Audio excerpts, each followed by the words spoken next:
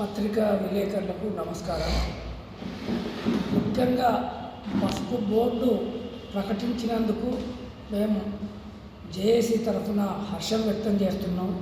కానీ ఏ ఆశలతోనైతే మేము పసుపు బోర్డు కోసం కొట్లాడామో ఆ ఆశలు నెరవేరినాయా లేదా అనేది వాళ్ళు ఆలోచించాలని చెప్పి కోరుతున్నాం. అన్ని బోర్డులకు నిధులు కేటాయించారు. ఈ బడ్జెట్లో పసుపు బోర్డుకు ఒక్క రూపాయి కూడా కేటాయించలేదు. నిజామాబాద్లో పెట్టాలని చెప్పినాము, ఆర్మూర్లో పెట్టాలని చెప్పినాం బోర్డు కేంద్ర కార్యాలయం. ఎందుకంటే సుగంధ ద్రవ్యాలకు సంబంధించిన బోర్డు కార్యాలయం కేరళలో ఉంటుంది. మరి పసుపు బోర్డుది ఆర్మూర్లో ఉండాలి. మరి అధ్యక్షుడిగా పెట్టినటువంటి గంగారెడ్డి గారు ఢిల్లీలో ప్రమాణ స్వీకారం చేశారు. అసలు ఢిల్లీలో ఉంటుందా, దీని ప్రధాన కార్యాలయం నిజామాబాద్లో ఉంటుందా స్పష్టం చేయాల్సినటువంటి అవసరం అయితే ఉంది. అదేవిధంగా మన దగ్గర దాదాపు కాంగ్రెస్ ప్రభుత్వం ఉన్నప్పటి నుంచి పసుపు పరిశోధన కేంద్రం కోసం 4 ప్రాంతాలలో భూములు ఇచ్చారు. అందులో ఒక్క హాసకొత్తూరులో మాత్రమే కొద్దో గొప్ప పరిశోధన కొనసాగుతుంది. ఇప్పుడు దరిపల్లిలో లేదు, తిమ్మాపూర్లో లేదు, మన పడిగలికి సంబంధించి వేల్పూర్ మండలంలో లేదు. మరి మీరు డబ్బులు కేటాయించకుంటే శాస్త్రవేత్తలు ఎక్కడికి వెళ్ళి వస్తారు?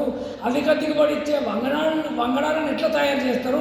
ఇవేమీ లేకుండా పెట్టేసినాం, బోర్డు పెట్టినాం, రైతులకు లాభం జరుగుతుందంటే ఉపయోగం లేదు.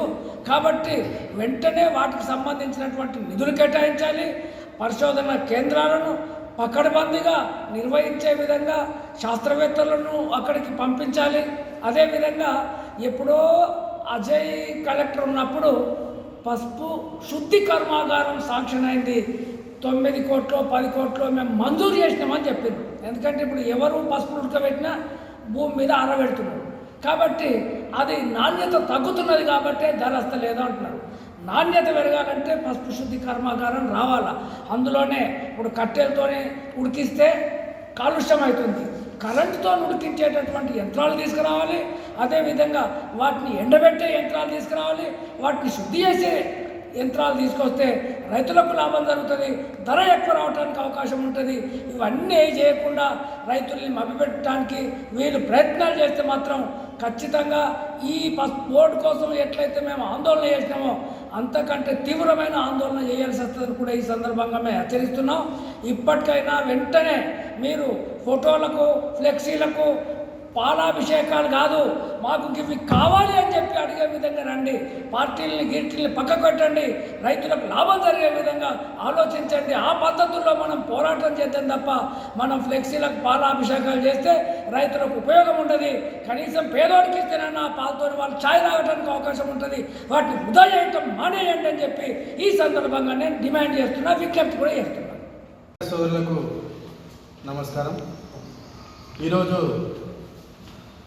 పసుపు బోర్డు వచ్చిందని చెప్పేసి ఏదైతే ప్రభుత్వం తరఫున ప్రకటన చేసిందో మరి దాన్ని బోర్డును ఎన్నో రోజుల నుంచి దశలుగా పోరాటం చేసి రైతులు 40 సంవత్సరాల నుంచి పోరాటం చేసి దాన్ని సాధించుకున్నామని చెప్పేసి ఈ సందర్భంగా నేను గుర్తు చేస్తున్నా. ఇది రైతుల పోరాట ఫలితమే. కేవలం రైతుల పోరాట ఫలితంగానే రాజకీయ నాయకులు ఎంతోమంది ఎన్నికల్లో హామీలు ఇచ్చి తప్పని పరిస్థితుల్లో బోర్డు ఏర్పాటు చేయడం జరిగింది. ఇంతకుముందు ఎంపీ గారు చెప్పినారు, మరి ఈ బోర్డు మరి మారుతి కార్ లాంటిది, మరి ఫార్చునర్ కార్ లాంటిది అని చెప్పేసి ఎద్దేవా చేసిండు. ఆ సంగతి అందరికీ తెలుసు. మరి తప్పని పరిస్థితుల్లో ఇప్పుడు ఈరోజు బోర్డు వచ్చింది. అది సంతోషకరమైన విషయమే. అయినప్పటికీ రైతులందరం కూడా పోరాట ఫలితంగా వచ్చిన దానికి అభినందనలు తెలియజేస్తున్నాము. కానీ ఇంకో విషయం మర్చిపోయినారు ఎంపీ గారు. మరి కేంద్ర ప్రభుత్వం తరఫున మరి మీరు కేంద్ర ప్రభుత్వంతో కొట్లాడి మాకు 15,000 మద్దతు ధర ఇప్పిస్తారా, మరి ఎంఎస్పీగా పెట్టాలని చెప్పేసి ఈ డిమాండ్ కూడా మేము 40 సంవత్సరాల నుంచి మరి దశలుగా పోరాటం చేస్తున్నాము. మరి దానికి ఈరోజు ఎంఎస్పీ గురించి ఒక్క మాట కూడా లేదు. దాన్ని తప్పనిసరిగా అమలు చేయాలా, అది ఈ బోర్డు ద్వారా నిర్ణయించే విధంగా దీన్ని ఏర్పాటు చేయాలని చెప్పేసి మేము డిమాండ్ చేస్తున్నాం. ఇంకో విషయం ఏంటంటే ఈరోజు కేంద్ర బడ్జెట్లో రైతు ఏదైతే మరి 80% భారతదేశంలో ఆధారపడి ఉన్నటువంటి అందరికి కూడా వ్యవసాయమే ఆధారం అయినటువంటి విషయం అందరూ కూడా చెప్తా ఉన్నారు. మరి 80% ఆ వ్యవసాయం మీద ఆధారపడి జీవిస్తున్నటువంటి భారతదేశంలో మరి బడ్జెట్ మాత్రం సున్నా. ఈ వ్యవసాయానికి ఎటువంటి అది పొందన లేని బడ్జెట్ అని చెప్పేసి వ్యవసాయానికి చాలా కేటాయించవలసి ఉంది. అది కూడా మళ్ళా ఈ బోర్డుకు ₹1 కూడా ఈరోజు మరి కేటాయించలేదు. మరి తెలంగాణలో మన నిజామాబాద్లో ఏర్పాటు చేయాలని చెప్పేసి, ఆర్మూర్లో ఏర్పాటు చేయాలని చెప్పేసి కూడా ఎన్నో రోజుల నుంచి డిమాండ్ చేస్తున్నాము. దాన్ని కూడా ₹1 కూడా ఈరోజు కేటాయించలేదు. దీన్ని ఏ విధంగా మేము చూడాలి? మరి దీన్ని తప్పకుండా ఈ బడ్జెట్లో పెట్టనప్పటికీ ప్రత్యేకమైన చర్య తీసుకొని మాకు బోర్డుకు డబ్బులు కేటాయించాలి, వ్యవసాయానికి అధిక ప్రాధాన్యత ఇవ్వాలి. మరి 15,000 మద్దతు ధర తప్పకుండా ఈ బోర్డు ద్వారా ఏర్పాటు చేసి నిర్ణయించే అధికారము ఈ బోర్డుకి ఇవ్వాలని చెప్పేసి ఈరోజు నేను ప్రభుత్వాన్ని డిమాండ్ చేస్తున్నాను. ఈరోజు దేశానికి సైనికుడు ఎంత ముఖ్యమో మరి అదే దేశానికి రైతు కూడా అంత ముఖ్యమని చెప్పేసి గమనించాలా. మనం జై జవాన్ అన్నప్పుడు జై కిసాన్ అని కూడా చూసే బాధ్యత కేంద్ర రాష్ట్ర ప్రభుత్వాల ఇద్దరి మీద ఉంది. మరి ఒక 40 సంవత్సరాల పోరాటంతో ఈరోజు పసుపు బోర్డు అనేది సాధించుకున్నామనే కొంత తృప్తులు ఉన్నప్పటికీ మరి మద్దతు ధర ఇప్పుడు ప్రస్తుతం అత్యవసరం అని చెప్పేసి మేము తెలియజేస్తున్నాం. మా ఐక్య కార్యాచరణ కమిటీ తరఫున మేము మొదటి నుంచి కూడా కోరుకునేది ఫస్ట్ మద్దతు ధర ₹15,000 ఇస్తేనే మరి రైతుకు గిట్టుబాటు ధర ఉంటుంది. ఎందుకంటే ఖర్చులు అనేవి పెరిగిపోతున్నాయి. దినదినం కూడా రైతులకు కూలీలు అనేవి దొరకకుండా అయిపోతున్నారు. ప్రతిదానికి పెరుగుతున్నప్పుడు ఖచ్చితంగా రేటు అనేది జరగాల, అదొక నిలకడగా ఉండాలని చెప్పేసి దానికి ఎంఎస్పీ రేటు పెట్టాలని చెప్పేసి మేము డిమాండ్ చేస్తూ ఏదైతే పసుపు బోర్డు ఉందో దీనికోసము రైతాంగం తరఫున పోరాటం చేస్తున్నటువంటి ఐక్య కార్యాచరణ కమిటీ తరఫున ఖచ్చితంగా ఈరోజు బోర్డు ఏర్పాటు చేసిన దాంట్లో ఒక సభ్యునిగా నియామకం చేసి ప్రతి విషయంలో కూడా మీరు కూర్చొని మా సలహాలు తీసుకుంటే ఇంకా చాలా బాగుంటుందని చెప్పేసి నేను ప్రభుత్వాన్ని డిమాండ్ చేస్తూ, రాష్ట్ర ప్రభుత్వం కూడా మా పెద్దలు చెప్పినట్లు మీరు తప్పకుండా ఒక ₹1000 బోనస్ అనేది పసుపు పంటకు ప్రకటించాలని చెప్పి మా ఐక్య కార్యాచరణ కమిటీ తరఫున డిమాండ్ చేస్తాం. నమస్కారం.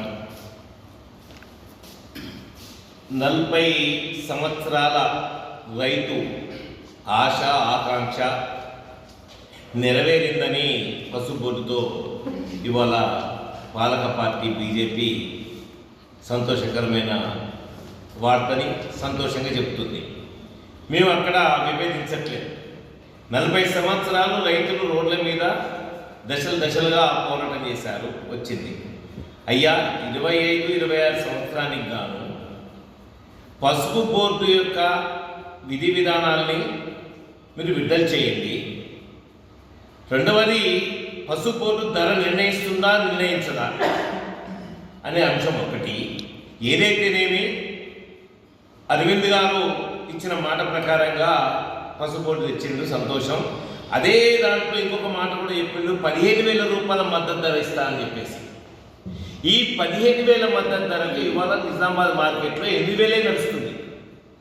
12,000 నుంచి 8,000 అంటున్నారు. 12,000 నిలకడగా లేదు, ఉండదు. ఎందుకు ఉండదు? వ్యాపార వర్గాల సిండికేట్ అవతారం ఎత్తిందని మేము డిసెంబర్లోనూ జనవరిలోనూ ఫిర్యాదు చేశాం. వాళ్ళు రాసిన ప్రేమ లేఖ, ఒకటి తీర్మానం లేక ప్రేమ లేఖ మేము కలెక్టర్ గారు కూడా ఇచ్చాం. వ్యాపారులు ఒక సంఘం పెట్టుకొని తీర్మానం చేశారు, ఒక రైతుకు ధర రాకపోతే మళ్ళీ తిరిగి టెండర్ చేయొద్దు, ఇస్తడా సస్తడా వాడి ఇష్టం అంటే దాంట్లోనే ఉంది సిండికేట్ అవతారం అనేది. ఇతర రాష్ట్రాల నుంచి కానీ ఇతర ప్రాంతాల నుంచి కానీ వ్యాపార వర్గాల్ని పోటీగా రానియకుండా, ఇనాంలో పాల్గొననీయకుండా కూడా చేస్తుంది నలుగురు వ్యాపారం. దాని మీద ఇప్పటికీ చర్య లేదు. మేము కలెక్టర్ గారిని ఒకటే గుర్తు చేస్తూ ఉన్నాం, డిమాండ్ చేస్తూ ఉన్నాం, రైతులతోని, రైతు సంఘాలతోని, రైతు జేఏసీతోని, మీరు ఒక వ్యాపారులతోని కలిపి జాయింట్ మీటింగ్ ఏర్పాటు చేయండి. ఆ జాయింట్ మీటింగ్లో రైతు ఎకరాన పసుపుకి ఎంత పెట్టుబడి పెడుతున్నాడు, ఇవాళ 8,000 పెడితే ఏం లాభం వస్తుంది, ఏం నష్టం వస్తుంది అని ఒక పరిశీలన చేయాలి. దీనికి ఎంపీ గారు కూడా బాధ్యత ఉంది. 15,000 కన్నా తక్కువ వస్తే ఇప్పిస్తానని చెప్పాడు. ఇక రెండవది మేము డిమాండ్ చేస్తూ ఉంది, ప్రధానంగా రాష్ట్ర ప్రభుత్వము ₹1,000 క్వింటాల్ బోనస్ ఇవ్వాలని చెప్తాను. దీనివల్ల కూడా ఒక 13,000 14,000 రేట్ వస్తే ఈ ₹1,000తో 15,000 అవుతుంది. రైతు నష్టపోకుండా ఉంటాడు. నువ్వు 500 ఇస్తావు అన్ని పంటలకు, ఇది వ్యాపార పంట, పెట్టుబడి ఎక్కువ ఉన్న పంట, 9 మాసాలు మోసే పంట, కాబట్టి 1000 రూపాయలు డిమాండ్ ఇస్తాం. ఇకపోతే రెండోది, ఇవాళ అయితే కేంద్ర బడ్జెట్ దేశమంటే మట్టి కాదోయ్, దేశమంటే మనుషులోయ్ అని తెలుగు కవితతో తెలుగు గురిజాడతో ప్రారంభించిన బడ్జెట్ ఇవాళ తెలంగాణ రాష్ట్రానికి పూర్తిగా అన్యాయం చేసింది, పూర్తిగా శూన్యం చేసింది. ఈరోజు పన్నుల భారం తెలంగాణ నుంచి లక్షల కోట్లు పైన మనకు కేటాయించింది 0. ఇకపోతే 50,65,345 కోట్ల బడ్జెట్లో వ్యవసాయ రంగానికి కేటాయించింది. గతంలో కేటాయించింది ఖర్చు పెట్టలేదు, ఈసారి ఖర్చు పెట్టలేదు. ఫసల్ బీమా కానీ, రైతు బీమా కానీ, కిసాన్ సమ్మాన్ కానీ, సాగునీటి వసతులకు కానీ ఇలా ఒక్క పైసా పెంచలేదు వ్యవసాయ రంగానికి. మరి వ్యవసాయ రంగమే మాకు ప్రధానమైంది, వెన్నెముక అని చెప్తున్నారు, దీనికి ఇది లేదు. అట్లాగే లేదు మేము కేటాయించిన 1,71,000 కోట్లు అని చెప్తున్నారే, మత్స్యశాఖ కేటాయించిన దాంతో కలుపుకుంటే అవుతుంది. లేకపోతే 1,27,290 కోట్లు మాత్రమే వ్యవసాయ రంగానికి కేటాయించింది. వివిధ రకాల పద్దులకు పోతే ఇంకా తక్కువ అవుతుంది. అట్లాగే ఇవాళ ఈరోజు ఏదైతే సబ్సిడీలు ఉన్నాయో, ఎరువుల సబ్సిడీలు గతంతో పోల్చుకున్నప్పుడు దాదాపుగా కోట్ల రూపాయలు తగ్గించేసి ఎరువుల సబ్సిడీ దేనికోసం చెప్తున్నాం అని వాళ్ళు ఎట్లా సమర్థించుకోవడానికి, మేము ఆర్గానిక్ వ్యవసాయం పెంచడం కోసం అని చెప్పేసి వాళ్ళు ఎందుకు చంపినవరా అంటే ఏదో సామెత చెప్తుంది, కుక్కను చంపాలంటే పిచ్చి కుక్క అని చెప్పేసి ముద్రేయాలని చెప్పేసి. ఆ రకంగా వ్యవసాయాన్ని ఇలా మందులు ఎక్కువైతున్నాయి అదైతే, కాబట్టి మేము ఆర్గానిక్ ప్రోత్సహించొద్దని చెప్పట్లే. కానీ నువ్వు అవగాహన చేయాలి, రైతులు చైతన్యవంతం చేయాలి, అదే సమయంలో రైతుల పెట్టుబడిని తగ్గించే విధంగా చేయాలి.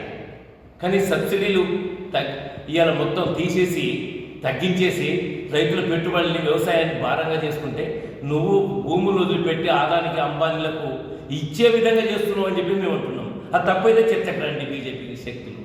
అందుకని మొత్తంగా చూసుకున్నప్పుడు ఇవాళ 1,00,00,000 మందిని మేము ప్రకృతి వ్యవసాయానికి, ఆర్గానిక్ వ్యవసాయానికి మేము చేస్తున్నాం అని చెప్పేసి అని నువ్వు కేటాయింపు ఎంత ఇచ్చినావయ్యా? 616 కోట్లు. 1,00,00,000 మందిని నువ్వు దీంట్లో ఆర్గనైజ్ చేస్తాం, 1,00,00,000 మందిని దీంట్లో తీసుకొస్తా అని చెప్పి ఇవాళ నువ్వు కేటాయించిన 616 కోట్లు. ఈ 616 కోట్లు ప్రచారానికి దాదాపు ఎక్కువ శాతం పోతుంది, తర్వాత కమిషన్లకు ఎక్కువ శాతం, రైతుల దగ్గరకు వచ్చేసరికి ఎంత అవుతుంది? అది మీకు గెలవని లెక్కలు కావు. అందుకని ఈ బీజేపీ ఏదైతే నిన్న బడ్జెట్ చేసిందో, ఈ బడ్జెట్ మధ్యతరగతికి, అట్లాగే వ్యవసాయ రంగానికి, నిరుద్యోగానికి, మన తెలంగాణ రాష్ట్రానికి పూర్తిగా అన్యాయం చేసిందని చెప్పేసి గుర్తు చేస్తూ 15,000 రూపాయల క్వింటాల్ పసుపు వచ్చే విధంగా ఐక్య పోరాటం చేస్తామని జేఏసీగా మేము డిమాండ్ చేస్తాము.